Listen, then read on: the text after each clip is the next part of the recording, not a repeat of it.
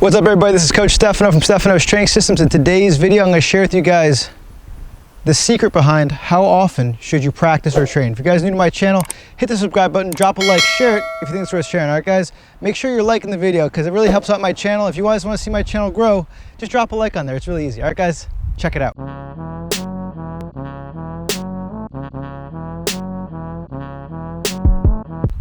Okay, so to begin, I saw a really good quote the other day by this guy named Suzuki, and I believe the guy he had something to do with violin, right? Which is an instrument which requires a lot of skill, right? Just like a soccer ball requires a lot of skill. And the guy said,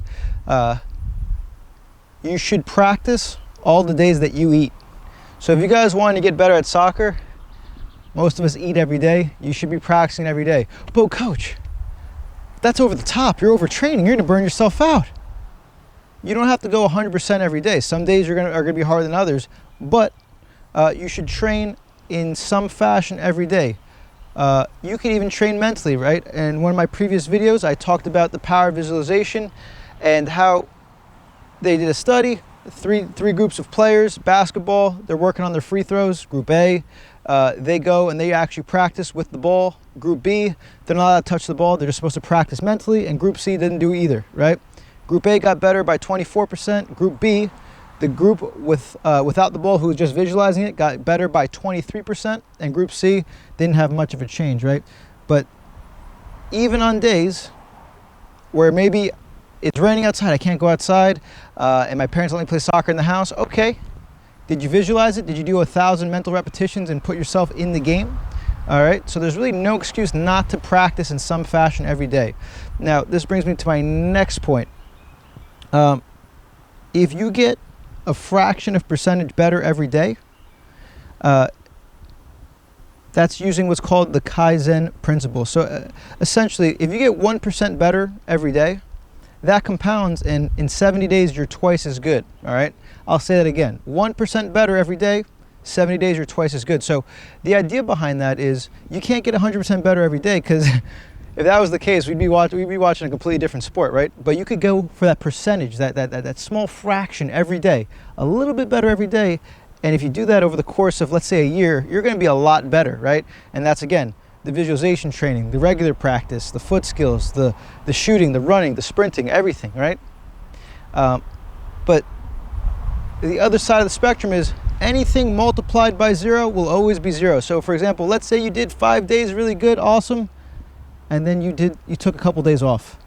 What ends up happening is, I like to use this term, what you don't use, you lose. So if you don't train, what ends up happening is you slow down your body's ability to keep establishing those neural connections and pathways in your body. And if you're a young and up and coming player, right, let's say you're 9, 10 years old, those connections aren't as cemented as somebody who's later on, like 24, 25, 26, right? Who have been doing it for almost 2 decades at that point, right? If they're training since they were 6, all right? So make sure that in some fashion you train yourself and you don't multiply your Kaizen by 0, okay?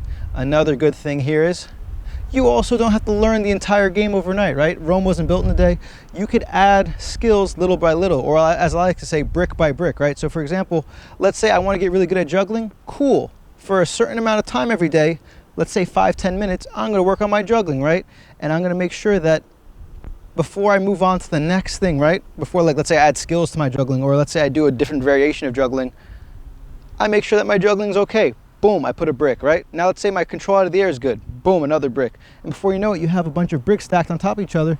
You got yourself a house of soccer, my friend, okay? So let's make sure that not a day goes by that you don't train in some fashion, right? Some days are harder than others, but we get something done, right?